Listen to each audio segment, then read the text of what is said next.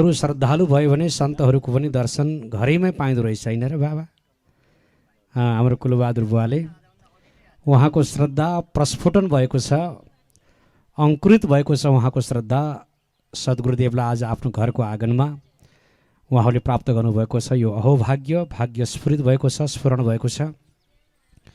भनिन्छ पनि मार्गे मार्गे जायते साधुसङ्ग, सँगै सँगै जायते कृष्ण कीर्ति, कीर्तौ कीर्तौ जायते नस्तदा कारवृत्ति, वृत्तौ वृत्तौ जायते वृत्तौ सच्चिदानन्दभासः भनेर वर्णन गरिएको छ।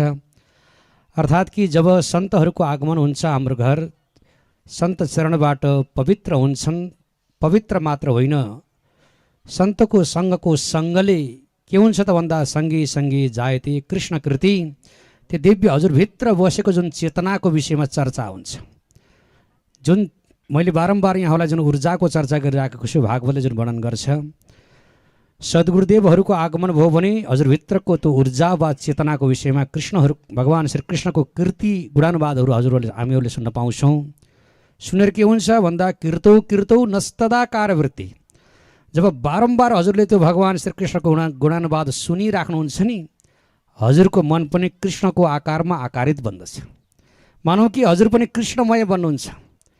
जसै हजुर हामी कृष्णमय बन्छौँ त वृत्तौ वृत्तौ जायते वृत्तौ वृत्तौ सच्चिदानन्दभास। जब हजुर हामी कृष्णमय बन्छौँ त मानौ हामी सच्चिदानन्दको आभास हाम्रो मनमा हुन सुरु गर्छ।